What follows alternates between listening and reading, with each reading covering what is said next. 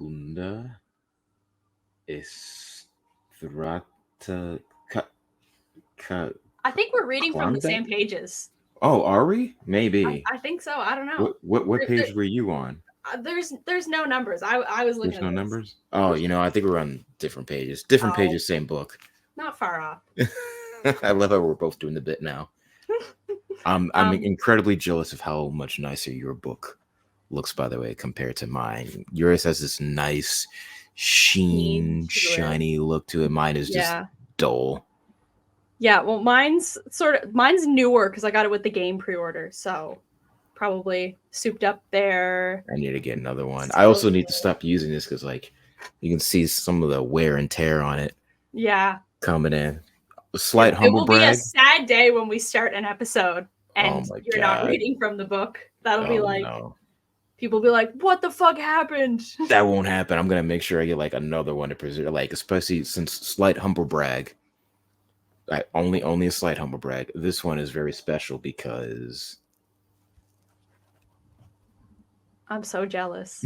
you got to visit the states more often, buddy. I know. I need to get down for a convention or something. Anyways, we should probably start the actual episode now because we have a Yes, guest in our green room waiting. indeed. It's not like we didn't do this part already before. It's Totally. not like the Deadite. I got possessed momentarily and forgot to record on the previous 2 minutes of talking. Totally didn't get possessed for a couple of Totally. minutes. Did not Totally happen. not. What were you talking about here? I don't know. Anyways, we've got Seth here from Hourglass Escapes to talk about the Evil Dead 2 escape room that him and his team made. So without further ado, welcome to the show, Seth.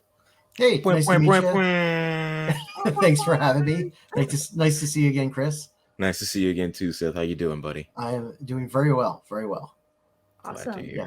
So thanks for coming on the show. How about, since some of our viewers may not be familiar with you or Hourglass Escapes, you introduce yourself and tell us a little bit about the escape room. Sure. My name is Seth Wolfson. I own Hourglass Escapes here in Seattle. My background is in makeup effects and film, starting in the 80s. Eventually moved into doing work for theme parks, wax figures, medical simulations, and eventually opened up an escape room in 2016. And then in 2019, we opened up the Evil Dead 2 officially licensed escape room here in Seattle, which is how I met Kris, our first official super fan. Go figure. I believe he might have been the first person to even message us asking about it. And he was our first contest winner. And then found out he was a little far away. I think Chicago. Is it Chicago? Or that at the time, yeah, I was at the time. Okay, good. My memory, for my age, You're fine. And then so I think we sent you some prizes and stuff. Yes, yeah, you did. And then eventually he just showed up one day, and we had to let him in. I read a passage and opened it, and made it. Yeah, we got a chance to meet him in person. But yeah, we put together the official Evil Dead escape room with some really cool friends of mine, and it's been kind of a whirlwind ever since. We had a really good build team. I mean, my builder, he probably watched the movie about 30 or 40 times just during the build to make sure the floorboards are in the right direction. And then I happen to have a really good seamstress named Andrea Hayes, who you might know from Twin Peaks as Heidi the waitress, who helps source the fabric for under the sink and also plays our Henrietta. And then all the video we got shot by Ben Rock, who is one of the original Blair Witch team. So, and then through Ben, we met Yuri Lowenthal, who is a super famous voice actor. He's been in almost every cartoon and video game. He's Spider-Man. I think that has a hyphen in it in the video games. And he was our Professor Nobi. And he's done a bunch of other voices for us. He's been fantastic. So, and then Donald Toms Capello is our Ash in the game. And yeah, we started it. People seem to like it. During the pandemic, we did online version with me running around with a camera, acting like a fool. People at home telling me what to do. And we gave them costume ideas and drink cocktail and mocktail recipes. And we tried to make it kind of a party. We were one of the first to do that style and one of the first with characters, and it got us pretty well known. We got some all kinds of cool people played, and yeah, that's where we're at with the Evil Dead stuff. That escape room, and then that parlayed into the Arkham Horror license for our Arkham Horror Mystery and Innsmouth escape room, which is also licensed. Which then, because of that and everything we've been doing, we just got the Tomb Raider license. We have the Congratulations. Tomb Raider experience coming to Seattle, which is physically and spatially huge. It's going to be definitely the largest escape room in the Pacific Northwest, but it's more of an attraction than an escape room. It's a little over 2,000 square foot of gameplay. Yeah, it's pretty wild. So yeah. That's so cool. I have a video you sent here that's sort of like the announcement or like the trailer for the escape room. Yeah, that's one of our commercials that we ran and still run here and there. Yeah. Okay, cool. Well, I'm going to show that right now for the viewers at home. Awesome.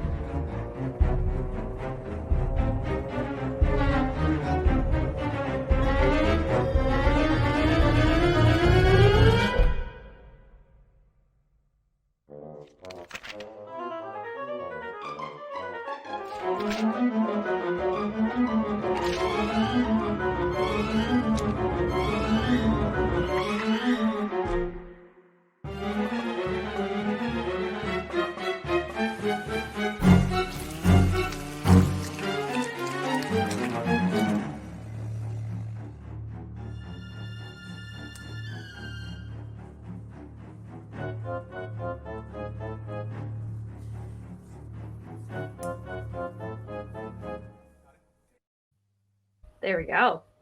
Awesome. I actually don't recall if I've seen that video before. I'm sure you have. I might have. I mean, it could have been a while ago. Because I think that might have been part of the original contest was that video. That's why I swear. I wouldn't be surprised if you've seen it. Well, we all know you're like the ultimate super fan, which I'm really grateful for. I mean, I got to say, Kris was really, really pushed us and helped us get known in a lot of the groups and really was supportive before he even played the game. And then, I mean, which is, it's cool. So we're really grateful to our fans and Kris being literally the first one we had, like the first real fan. It was pretty wild. I was just really excited and like, because the idea of having an escape room, especially an officially licensed escape room based off an Evil Dead, sounded, and even though I've already experienced it, it still sounds so incredible to me. It almost feels like a fever dream that it exists. So I know how you feel. I just love the fact that you guys have it, and like if I lived closer, I would visit like every month and like bring as many people as I could, because I absolutely love the escape room, and I was super happy to participate in the digital version and then eventually the in physical version of it. And I'm also happy that your Evil Dead escape room is the first and so far only escape room that I've ever done. Oh, I recommend doing more. They're fun. Just in general, there's tons out there. And most of them are really good. You know, I haven't played a bad one yet, and there's a ton out there. I think I'm on maybe my 150th, 175 of them, and that's not a lot. I have friends who've played over almost 2,000 of them. It's crazy. I don't have time, or I play them more often. I know someone over here who was in the States recently. They were supposed to go to an escape room based off a very popular horror franchise that's unfortunately not Evil Dead, but they chickened out apparently. I went to go do the Saw escape room, and just the idea, I thought it was all puzzles. I didn't realize there were scare actors and stuff. And so we got into the first room, and I was like, I can't do this, bro. I can't. Nothing even happened. We walked into the first like hallway, and I was like, I'm out. And the owner of those, Jason, is a fantastic guy, and his stuff is great. I played the It Experience, the first one there, the first part one, about a year and a half ago in Vegas, and it was so much fun. Yeah, he does a great job with them. So You probably would have been scared. But, I know, and he's a really great guy too. So everybody like who works there, they're super nice. I've only met him briefly on email, but I've met his team there, and yeah, I hate scary, like in person. Like I don't like haunted houses. I like to scare people, but I don't like to be scared. So I do get it. I get it. Yeah. So my first question I have is about the licensing of it, because obviously with a bigger property like Evil Dead, did you reach out to the rights holders? Did they reach out to you? Like, sort of, how did Evil Dead come about, like, across your desk? So I'm trying to think. There's some positives and negatives to this. So I originally came up with the idea for doing this project just as like a thought experiment. Like I wrote out most of the game like a year or two before we even thought it was a possibility. Just for myself, I'm like, oh, this would be cool. Like I have a list of IP related games that are my dream games that I keep to myself. I've got them kind of blocked out. If I ever did them, they'd change a lot. And I happened to be at Crypticon here in Seattle, and I ran into someone who was originally going to make an Evil Dead 2 board game that shall not be named, if anyone knows the history of that. And I was talking with them, and they gave me some info on the rights holders, and then I talked to some people in the film industry about what they thought, and it helped me put a team together. Like I talked to Ben Rock, and I talked to another buddy and got some advice from him, who knew some people, and then I got in touch with them. The people that run the rights, it's run by a special company that runs these things, and that's how we got the rights. Eventually, the whole board game thing, the first stuff happened, but then my friends at Lynn Vander Games with Jasco Games, and somewhere behind me in this blur, you'll see the original Evil Dead 2 board game that came out, where they actually gave everybody who should have gotten a copy. I don't know if you guys do that. And then they just did a new version where they did an expansion and some other stuff that I'm waiting on that, and I'm working on them for potentially some other projects. And I actually know them through other people, and they're great, and I love the board game. It's behind me. There's about 300 board games on the shelf. I'm a big board game fan, and that's why I love their game. Is fantastic. It's a genuinely good game. Yeah. Most movie games are not that good, but theirs is just fantastic. So that, long story short, you're fine. That's how we got the license. We basically did a pitch deck with our team, where people like Ben and Andrea Hayes from Twin Peaks and Yuri let us put them in our pitch deck, so we could show, hey, we think we can do this well. Here's our budget. This is our idea. And then that got approved through the licensing company. And then we just worked with them to get it out there. That's awesome. We actually had a couple of the guys from Lynn Vander on the show about a month ago to talk about the board game expansion. So Tommy and the owner, Tommy Gofton, and probably Josh and maybe Dylan. Yeah, I think we had Josh and Dylan. Yeah, I don't know if Tommy was able to make it, but yeah. Okay, yeah. And they are some of the best board game designers on the planet too. And it's just, they're great.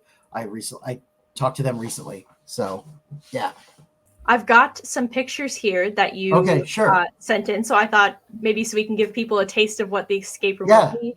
I can pull them up on screen. Yeah, I can. There we go. So tell us what this is. So this is from inside the cabin. The fog is not real. It is there to hide, because the ceiling. So in our building, because of sprinklers and other stuff, we basically black out the ceiling, because in truth, in escape rooms, nobody looks up. But we've got the Necronomicon, which is placed squarely on a tree stump that's broken through the floor. The idea of the game is this kind of is happening between everything, whether it's Ash is still traveling back in time, or maybe he has. But the idea is Ash is kind of in this limbo, and you're trying to help him escape so he can then finish the book. And the idea is you're trying to find the missing pages, find the Kandarian dagger, and stab the book and say the proper incantation, which took me a while to find. I had to like go through subtitles and the right version because it's not really written down many places that I could find. So we went off the subtitles to figure out what the full incantation was that is at the end of the movie. So and then you can even see we have the correct make, model, and year Panasonic tape recorder. We tried to do our best to be as authentic as we can within our means and within the space. So we had to shrink the cabin. Obviously, we didn't have 1,000 square feet to build a full cabin in a 500 square foot space. But we tried to hit all the nods, and you'll see the deer, the tape recorder. You can see the mirror off the side because there, certain things in that movie are characters in a lot of ways. Or there's so many iconic parts in this movie that I don't think it's hard to explain when you experience. If you experience this movie when it came out, and now look back and see how it influenced everything, it's hard for people to tell this. Yeah. When you see this after all the stuff that's been in, that came after it. But, there's things we just thought had to be there. Like the mirror scene, I absolutely love that. Though I think in Evil Dead 1, it's kind of cooler. The hand through the water. Yeah. Yeah.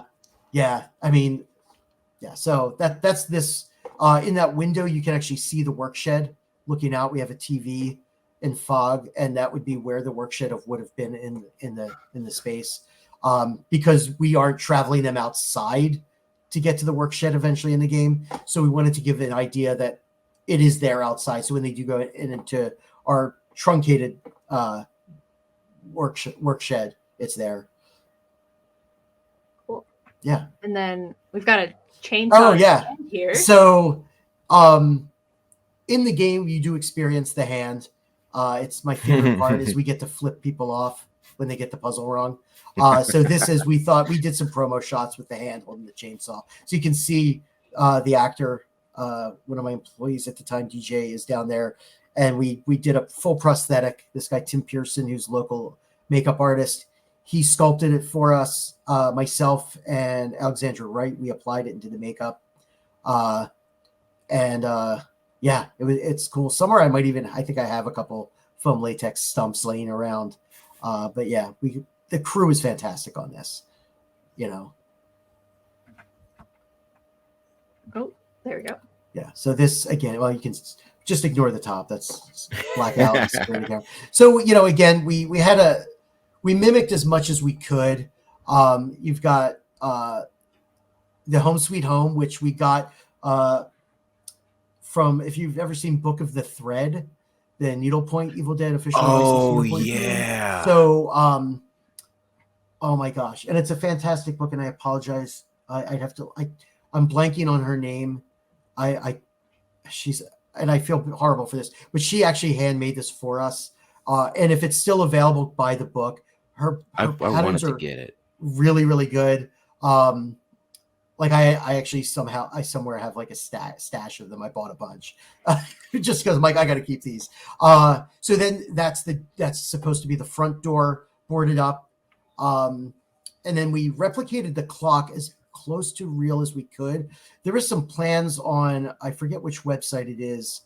It's the, again, I'm blanking on things because it's been years since I looked at the sites, but it's like the Book of the Dead website, or it's the guy. Oh yeah. He's got all the props and stuff. Mm-hmm. Through that, I believe somebody had posted, or he posted the clock plans, and then we hired someone local to build us the clock. And then it stopped at one of the times it stopped in the movie, because when it stops, every shot it's a little different. We learned this the hard way. Because I didn't want it to be stopped at midnight. I felt like that was not this movie. Mm-hmm. And then below you can see the trapdoor where we have the weird triangle shape that never made any sense. The shape of the chain. And then there's a hole in it because you can see Henrietta come up, which again is Andrea Hayes, the actress from Twin Peaks, who's local and also did all kinds of cool stuff for us. So yeah, this is our mini kitchen. Again, we couldn't use there. It's actually the rocker, I believe, that's over the sink in the movie. But we have the rocking chair in the game because we need people to sit in that. Because again, it's kind of an iconic thing. So we just had to find a chair that was small enough to put it up there. We made the oven from scratch to kind of match what we thought the original would look like. The fabric under there, we came pretty darn close to the same pattern and color that was in the film. It's slightly off because of what's available nowadays. I'm sure it was fabric they found. Mhm. And then when you reach in the sink, something happens. That's pretty funny. So this is the kitchen. And again, we tried to match the wall materials that were in the film, because they did have each wall was slightly different. Also probably slightly different depending which set they were using, but we tried to match it as best as we could. Yeah. Are these plates smashable? Like, does anyone ever have to No, break a plate over their head at any they point? are pre-smashed. Okay. No, but keep in mind, if there was a way to do it, we would. There's certain things in the movie we really needed to hit, and it's just so we have the cut off hand because that was something that to me is a main character in the film, and we had to do that. And I think we did it pretty well. I mean, I'm very happy with it.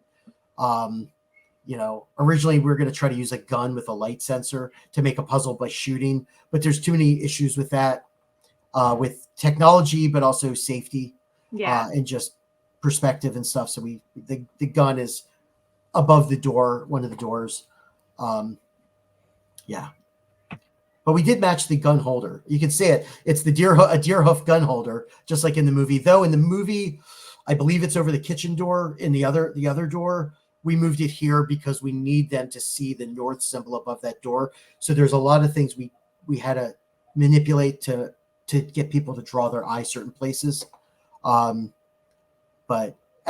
we still tried to be as detailed oriented as we possibly could. I'm just getting looking through the kitchen. The fridge has a cool purpose. We've got some Campbell's soup there. There's a lot of cool stuff, and I'm trying not to give away stuff. There's a hole in the door in one of the walls that is part of another thing. Just another shot of the recorder. I just sent you a bunch of random stuff, so a lot. This is with some of the lighting that's in the show. So, I'm afraid a lot of these might be redundant. Yeah. Is the briefcase over there? Yeah. So we wanted to give. So it's changed a little bit over time, and as people change and play styles change. So originally they were giving characters to play. The idea was we wanted people to be ghost hunters. So that's their ghost hunting case that's got equipment in it. The game still has the equipment, but we've kind of got a way of giving people roles because we've realized it added a layer of difficulty, but not fun. So now for the online version, when we were running around with cameras, it added a lot of fun because we gave people costumes they could find from things in their house already while they're in quarantine. So it was kind of an important thing. We gave them catchphrases as well. So there was we tried to basically give them a funny character to play. Because again, if people remember, it sucked.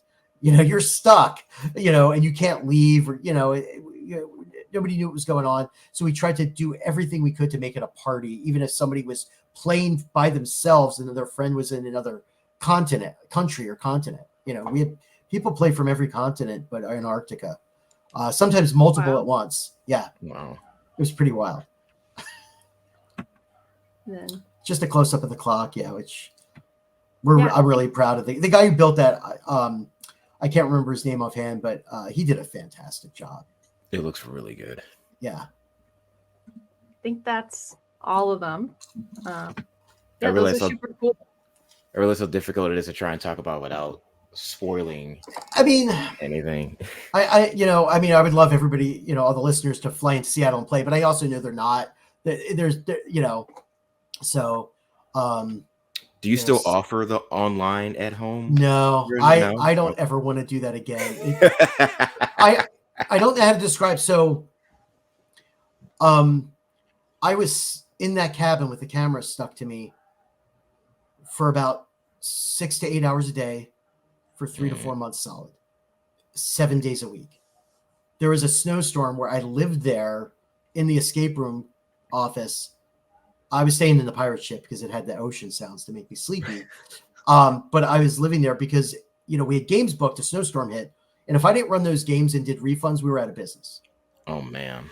And, though that online game was able to help me bring back employees. And then I had one other person I trusted to run that game, Jules, when she worked for me, because she just played the female version of my character.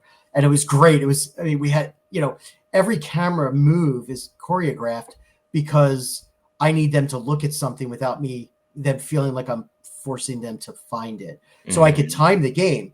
So if a group was struggling, I could give them hints without them knowing they were getting hints by the way I placed the camera or my headlamp. Or if a group was going really fast, I made it a little harder for them to play. So everybody would get their money's worth. And nobody would ever lose. And nobody would ever win feeling like I even helped them. And we just wanted them laughing the whole time and having fun, So, yeah. I distinctly remember how nice the session went. That it was me and my friends, and you were the camera operator. Yeah, it was version. Yeah, it's we recorded a few for just training, and they were just so much fun. But yeah, after 3 or 4 months, it was physically demanding. I can imagine. And then mentally, it was really weird after a while. It's like because at some point you just don't even realize you've ran 3 games. Because you're literally thinking about other stuff, or just you're mentally turned off, and you suddenly realize everybody's laughing, and you must have been saying the right thing, and they're cheering because they won. It's kind of weird and indescribable, but it was also hellish. I can imagine. The pandemic era was rough. Yeah, but I'm grateful that the folks who own the license let us do it. Because it had to go through Studio Canal, and they approved it, and they were, they're like, you can do this during the pandemic, and I'm really grateful for that. Cool. You'd mentioned in sort of the intro of it that there's some actors in it. Did I hear that correctly? Yeah, within video. We don't have live actors in it. Yeah, so there's a video of Henrietta that triggers. Depending if you solve something without it super fast, you never see her.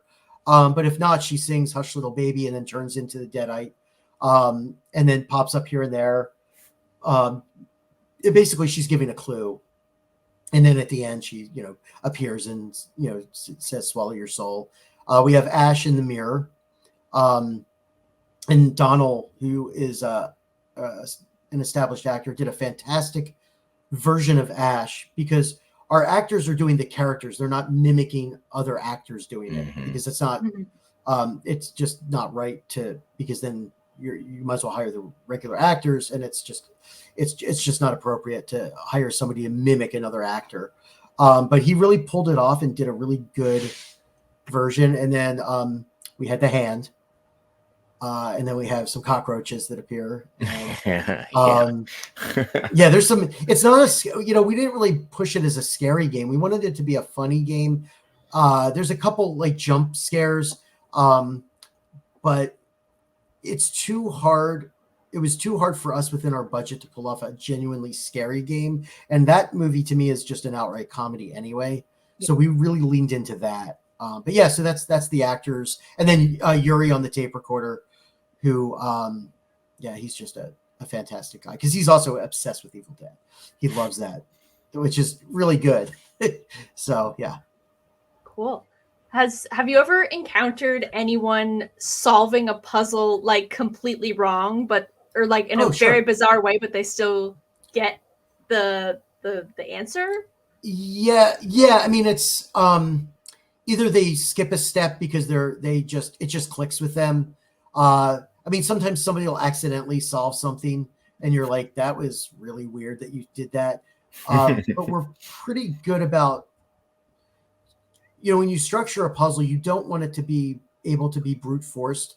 And brute force usually doesn't mean strength in puzzling. It means basically cheating, or not even cheating on purpose or trying to be a cheater. It means sometimes you skip a step, and there's there's one or two puzzles that if you do them out of order, you can do them, but it's very rare that it happens. In our game, it's non-linear, so multiple things can be happening, but there's a certain path. If they do it, it makes the game, it's basically they jump to an end part, and it's fine. It doesn't mess the game up at all, but then it makes everything else harder that they need to do because they've just jumped into this other section. And it happens, maybe a couple small percentage, but it usually is people who either are really good at puzzles, but then it makes it harder for them the rest of the game, or it's people who've never done an escape room and just find this one thing because they're very observant, and then it makes the rest of the game harder. Because the way that we designed the intro path, and even though it's a multi-path, is they're all kind of like, oh, I figured this out. I think I understand how escape rooms work. And then the puzzles kind of progress in groupings as they go through. So if you figure out the hardest one first, kind of accidentally, then the easy ones, you're overthinking them. So, but we will change a puzzle like a year later. If suddenly everybody has trouble on something, well, the puzzle needs to be changed. We got to put our ego aside because it's not about what I think is fun. It's what a player thinks is fun, which is it's a hard skill to know, to remove your ego to a certain level and make sure you're on the player's side, Yeah. Do you have a favorite sort of part of the escape room, or like a puzzle that's your favorite? I know you're not trying to give spoilers, but I mean, there's a few things I love that it's not really a spoiler, but if you mess up the one puzzle, you get flipped off. And I love, like, we will have all kinds of corporate groups, church groups, synagogues, whatever you can think of, they'll come in and they're like, oh, is this scary or anything really offensive? I'm like, well, no, but like little Billy can get flipped off if he makes this puzzle wrong. And then they just start laughing. They're like, oh, that's fine. Like, and they love it. And sometimes somebody will do it, get flipped off, and they'll get everybody over to look. Or there is a small jump scare that I think is kind of funny. And if nobody sees the first person get scared, they'll try to get somebody else over there. Like, oh, can you do that? I haven't had a chance to do that. And then they'll watch them get scared. I think, Kris, you know what it is. I think I have an idea. Yeah. And then, the ending, it's not because anything special about the ending, but there's just a visual impact at the very ending. That, again, I can't give anything away, but it's just, there's some really cool visual impact that works really well, even on the video. It's kind of like that opening the Ark of the Covenant moment. Mm-hmm. Yeah. So, yeah. Cool. I need to go back. Company trip to Seattle. Yeah. Hail to the Dead's company trip to Seattle. Right, Yeah. you said you haven't been to Seattle, right, G? No, I haven't. Where were you at? I'm on the eastern coast of Canada. Okay, that's what I thought, but yeah, you got to get out here at some point. It's on my list now, so definitely. Yeah. So you had mentioned that you had pitched this escape room to the company. Yeah. So obviously, you must have been an Evil Dead fan before. Just a little. Just a little. I would say bigger. I might even go as far at one point, probably bigger than Kris. Cool. So how did you get into Evil Dead? I worked at a video store, and I saw Evil Dead 1 on video. We had the copy. We had a lot of weird movies. For some strange reason. Well, I think the guy who used to buy the movies, this guy, I don't remember his name. This is in 86, 80, or 87, 88, something like that. He had we had this weird section of movies that were all the cult films, and he liked horror, so he would buy all the Cronenberg movies and all these really obscure horror films that I don't even think half of them ever came out on DVD. And I was obsessed with horror, so I would watch every movie we had in the whole video store at some point. And I watched Evil Dead, and then I heard Evil Dead 2 was coming out, and when it came out on video, which I don't remember when it came out exactly, but it's still probably when they were still $100 a videotape.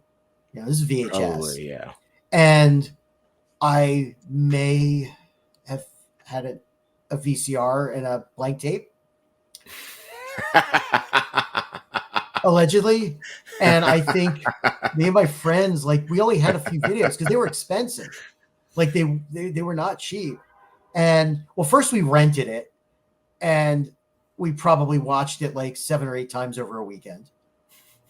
And then we just kept watching it and wearing out the tape. And then eventually I got a copy, an official copy, and wore that one out. I must have seen it like a couple hundred times the first couple years it was out on video, because it was like one of like 10 videos I owned. And I just rewatched it. I was starting to get into makeup effects at the time.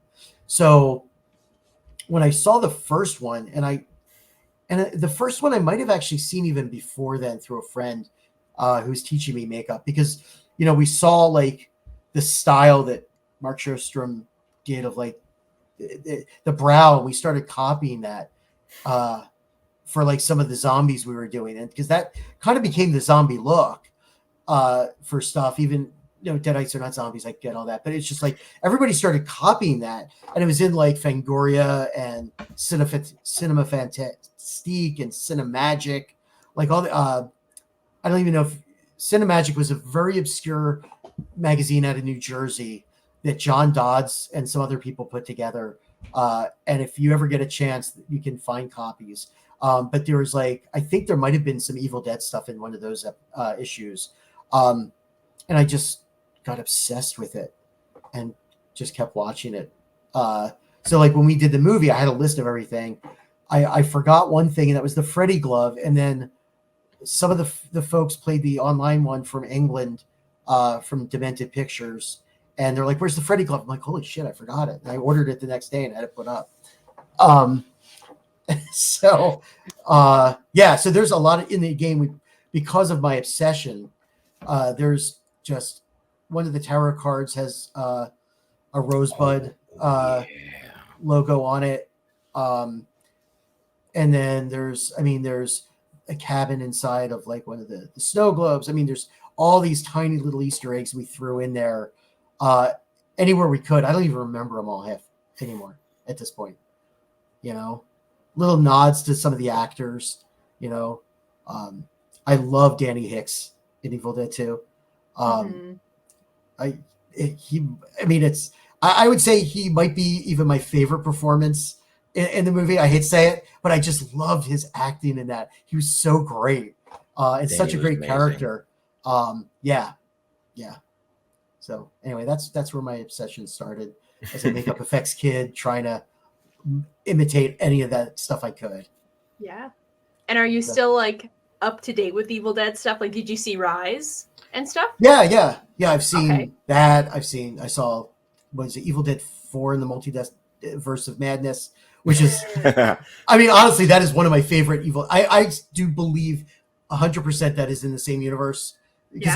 And it's maybe in my top 3 of them because it was so, Yeah, I was gonna ask your ranking sort of the franchise, not to put you on the spot. Okay, but all right. And I know, and I don't care if people like my ranking or not. I'm one of those people. I don't care what other people like. And if they care what I like, that's their problem. The hard part is where to put Evil Dead 1, which I think everybody will admit. So I think it is the most important because you immediately see Sam Raimi's style in that. Mm-hmm. And he's one of the very, very few directors. I can think of maybe 4 or 5 directors. When you see their work, you're like, I know who directed that. Yeah. I think the most fun movie is Evil Dead 2, but I think the most important is the first one because it defined his directing. Then I might go after the first 2. I might go to the series because it was so well done. I did not think it was going to be good. I honestly thought it was going to be horrible. I'm like, how are they going to pull this off? And it was great. Yeah, it's like 20 years later they come up with another thing, and I'm like, this is going to be how are they going to pull it off? And it was fantastic. Then I got to really think, because I think maybe Army of Darkness, but then also I would say if Drag Me to Hell is in that universe, which I rewatched recently, I mean, it's a great film. It's really, I really just good. rewatched that a few months ago. It's So heavily underrated. I would put that, if it's in the same universe, I would put that before Army of Darkness, then Army of Darkness, Multiverse of Madness, then Rise, then the first remake. But I like more the humor. So the newer movies, they were great movies, but they weren't.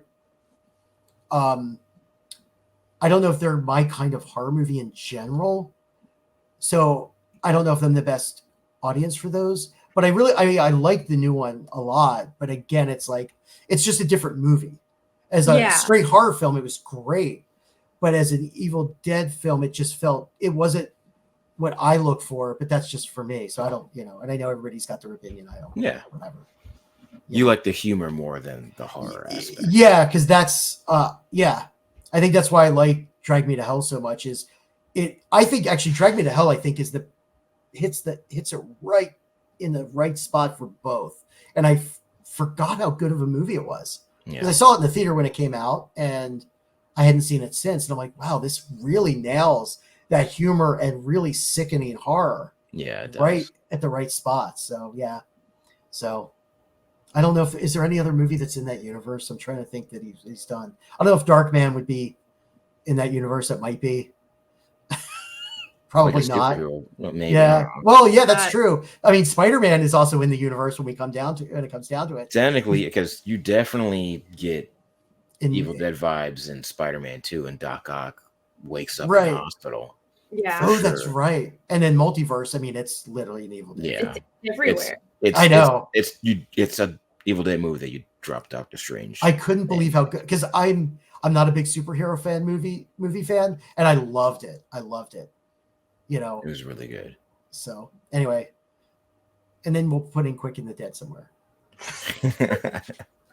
which might be because that's what Sam Raimi's, isn't it? Quick and the Dead. Yeah. I was gonna say that actually might be. I put that on par with Evil Dead 2. Really? Oh, I love westerns, and I think that is by far one of the best westerns I've ever seen. So what you're saying is one of these new directors. Because you heard the news that we got 2 new Evil Dead movies on the way, right? There's 2. I heard rumor of. Oh yeah, it's confirmed. We have 2 new ones in the works on the way. Gotcha. 2 different directors, yeah. Which universes though? Like, is it more the new style, or is one going to be one?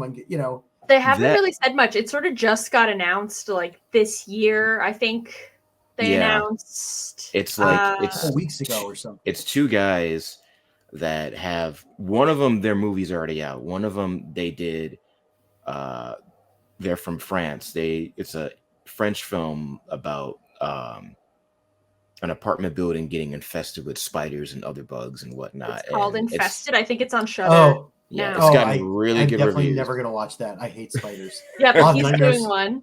Yeah, and then I think actually this week a movie comes out called Last Stop to Yuma The Last County. Stop in Yuma County. Yeah, it Last comes Stop out in Yuma a couple County. Days.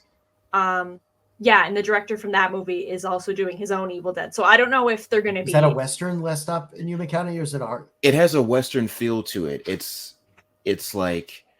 set in a diner, and what's going to happen is they find out that this guy and his partner that robbed a bank, they stop at the diner. Oh, and it becomes cool. like a shootout type situation in the one diner, and everyone wants to get the money and escape and run and whatnot. So that sounds fun. It has a Western feel to it. Because I'm thinking 310 to Yuma, the Westerns and the remake. No, I think it's cool. I like that they're doing stuff. I personally would love to see a little bit more the new one. They put some comedy into it, and there's certain really aspects I really like. I like a little bit more, but I think the newer one, Evil Dead Rise, was pretty close to what I like, and I think it was good. It was really good. Lee said his favorite is Evil Dead 2. So with Rise, he wanted to do as much as he could to have it be serious but also funny and kind of have that feel to it. So I remember seeing the Red Band trailer, and then the non-red band, and realizing the regular trailer was so much better because the red band, they were just trying to Here's the make it- gore. Here's the right, gore. here's the gore, and then they took out all the style. And when I watched the regular, I'm like, oh, this feels like something in that right universe. So I need to rewatch the first remake or the first. The is it a 2013. remake? The 2013. Yeah, I don't even know if it's a remake. It's like a reboot and a sequel more No. than a remake because Aren't they all? Yeah, Right. they I said gotta- it yeah, in a way in the same continuity. Like they Yeah. said that then, and then now the new idea that they're going with is like, because you know how like the Book of the Dead and the Rift in Time and Space. So Right. the idea is, you know how like there's 3 books in Army of Darkness. right. The idea is all 3 of those are actual books. One is from Ash's World, one is from the 2013 film, and the other is from Rise. That's the Yeah. mythology that they're going with. I hope they actually push that mythology in one of the Same. films. Mhm. But I mean, it's also theirs. They can do what they want. True. Absolutely. Yeah. I do think it would be cool if we could get a Western style Evil Dead movie. And it's funny Yeah. you mentioned that because that one company that was originally doing the board game, Mhm. they had comic books, Right. and one of them that I particularly enjoyed was called Tales of the Ex Mortis, where it was like different stories across time and space of people dealing with the Book of the Dead, and one of them was a Western, and it was Yeah. really cool. Aren't they? Are they doing a prequel to the Evil Dead Rise? We don't know. I've heard Yeah. rumors, but again, it's just rumors that they're going to go back to like where Bruce Campbell's character was. So Lee, the director of Rise, has said he has multiple ideas that are already not fully written, but like kind of fleshed out of what he wants to do. And I know he said he wants to do something with the priests on the audio recording, and like when they went to go get the book, and like that would do kind of like maybe I would love that. Yeah. Yeah, I'd love, though I also would love to see a comical Evil Dead in space. Honestly, that would be funny. They keep cranking them out though. Like it only took Friday the 13th like 10 movies to send Jason to space. I love Jason X. I'm sorry, but that is one of my favorite Friday the 13th It's films. not a bad because it movie. makes fun of itself. It's funny. Because they're all, I mean, the later they got, I mean, the goofier. Jason Takes Manhattan. I mean, it was making fun of the Muppets Take Manhattan just with the title. Mhm. But yeah, no, I like the direction they're going, and I think as long as they there's some, I mean, they keep the quality up, which they seem to be. I'm all for it. Yeah. Yeah. And Sam said, well, Bruce has said this in relation to a conversation with Sam, that they don't want to wait 10 years to do another Evil Dead movie. They're like, you know what, it's let's crank some more out. And people are worried that means the quality is going to go down, but I personally don't think so. Sorry, there's a Deadite that keeps coming in and out of the apartment. That's what you're probably hearing in the background. But I didn't hear anything. But yeah, they said they want to keep cranking more out, and it's like, personally, I trust Sam. Like, I don't think even with my least favorite Evil Dead entry, I don't think there's a single bad Evil Dead entry, to be honest. I think they've all been good, and it's not like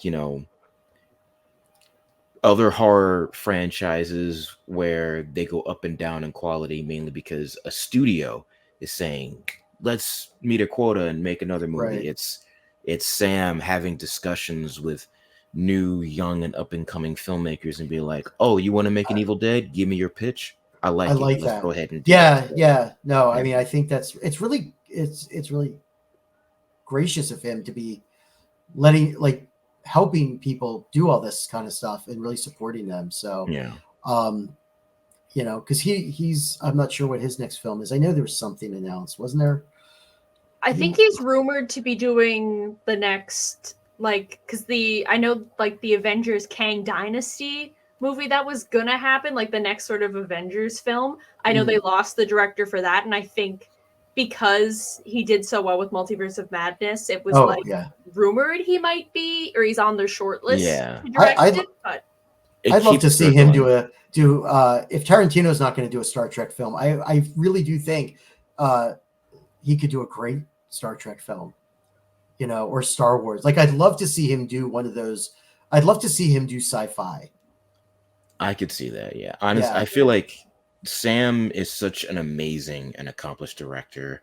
Yeah. Who's had an amazing career. Like, you look at his filmography, he can do so many things. He's more than just horror, and he's more than just superheroes comic book, and it's like, because I know there are people that think that's all he does, and it's like, I agree with Bruce.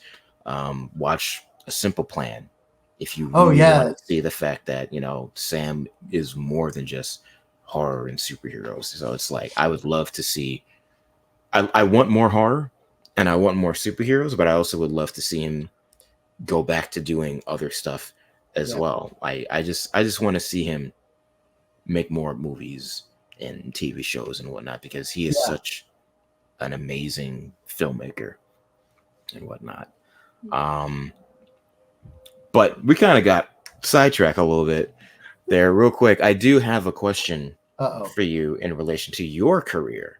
And that is, like, you briefly mentioned,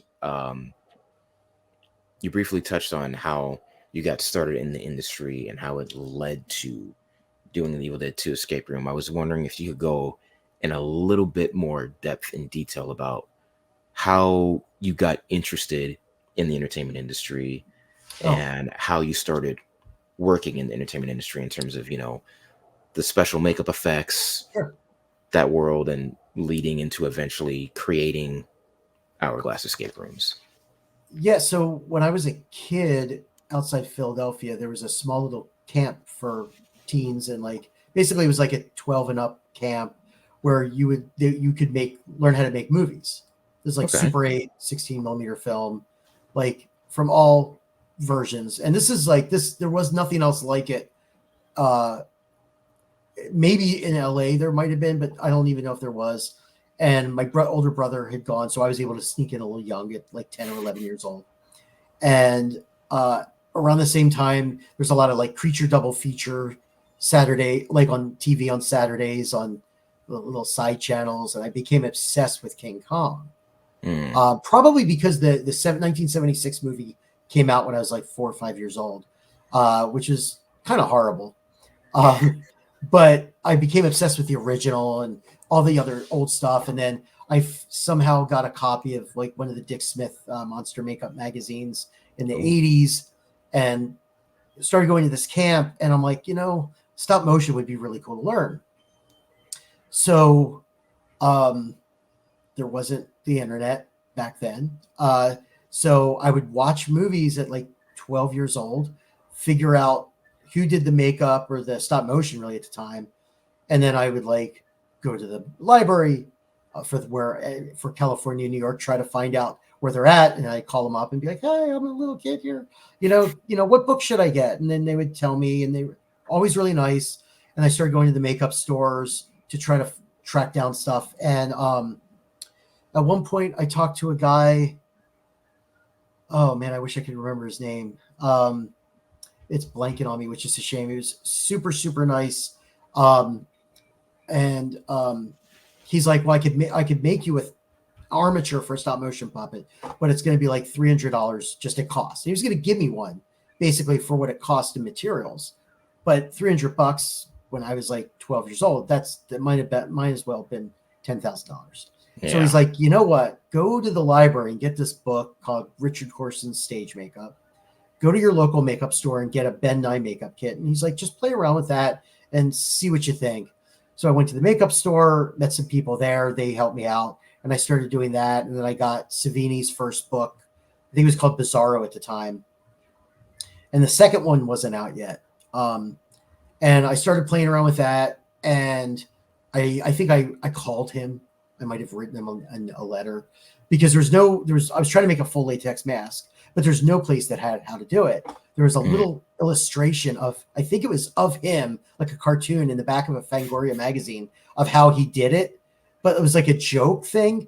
but it gave me a little bit of an idea. And I remember just calling him up or eventually I talked to him on the phone and he was super nice.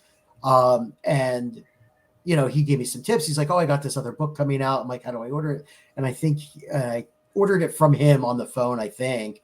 And then he sent it to me, and then I sent him some pictures and he gave me some feedback. And eventually I just started meeting people and just started apprenticing and working on stop motion puppets and makeup effects, and got to work.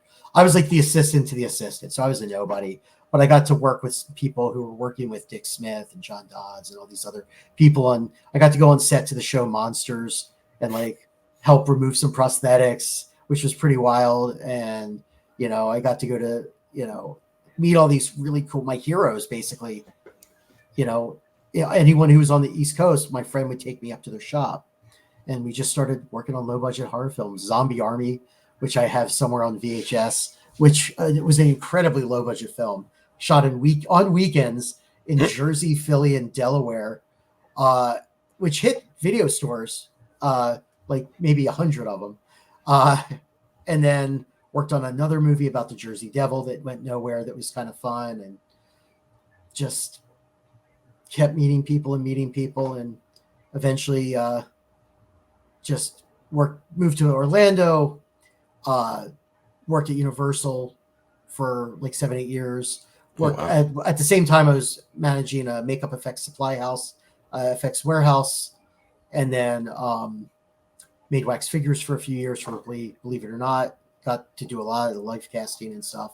And then eventually got into medical prosthetics, doing realistic ones as a sculptor and a mold maker, and then ended up in Seattle to work for a company that made medical simulations and skeletons. And then basically I had to get away from chemicals because I had a serious health issue, and had to take a year off from work. They just took a break, went back to work, and I'm like, this stuff's killing me. And then opened up an escape room. It was like, I'd heard of one here in Seattle. Seattle had one. It was one of the first cities in the US to have them. There was like 3 or 4 at the time. Played one. I'm like, I think I could make one that looks really cool. Because like I had scenic background stuff from my time at Universal. And that's kind of how it all started. Wow. I hope that was the question. That was a long segue. You're fine. Like you, okay. Like you basically were like hitting all of them. Yeah, I'm old, so it takes a long time to go through the whole stories. If you're not old, stop. Oh Jesus.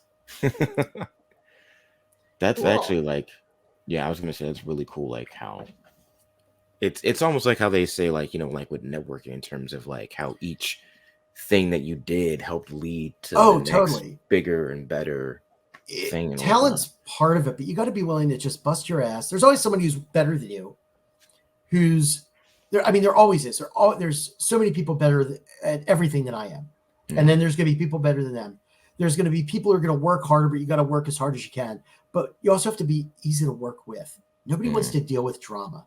Yeah. If you're like, I've worked with people who are not the best artists, maybe even horrible workers, but they're a pleasure to be around. And you're like, I would rather help this person and work a little extra to keep them here and work with this person who's a pleasure to be around than work with some asshole. I don't know if I can curse on this or not. No, yeah. No, totally. You're we had Dana on here and she was dropping F-bombs left. Okay. Yeah, so I mean, even at the escape room, like we have a no drama policy. We have a very, very low turnover, because if somebody brings that kind of stuff, we get rid of them. I have some great people working for me now. And like, when they do move on, like we try to help them move upward and onward, because again, how many people want to work in an escape room their whole life other than me? And like, it's, I mean, at some point we know they want to get somewhere. So we're like, hey, let's help them, as opposed to let's get mad if they, don't stick around. Again, they're great people, and I love seeing them succeed in their thing, because eventually maybe that networking is going to come back. And that's how we got this Tomb Raider thing. It was just trying to be easy to work with, especially when you're dealing with licensing. A lot of licensing, and I don't know how much you've dealt with people with that. You might have with Lynn Vander. It's a challenge, but part of it is you've got this rule set, and you can either go, oh, this rule set sucks, they're not letting me do anything, or you can go, wait a minute, the rules are here, so I don't get sued. That's what it comes down to. Yeah. And so the people who give me that license, they don't get sued. So let me work. They're not doing it to harm me. They're protecting me. So let's work together. So if you're a pleasure to work with, then they're like, hey, I have this other license for you. So, what was great is we worked, I got a letter of recommendation from the people who gave us Evil Dead that were easy to work with. That's not something you normally, I probably may have been the only person ever asked that. And then when I went to Asmodee when they approached us for the Arkham Horror license, we worked with them. They're fantastic. And afterwards, I'm like, hey, what can we do if we do another project? What could we have done better to be a better partner? And we got really good feedback. And then they knew the person who was at Tomb Raider looking for someone. And that guy calls me now because they're told I'm easy to work with and do a good job. So it's all about networking and just, helping people out who are starting. Everybody's got to start somewhere. You shouldn't get mad at people if they're making an honest mistake because they're trying hard. Help them not need to try as hard, to just help them learn and do better. So, it's all about networking.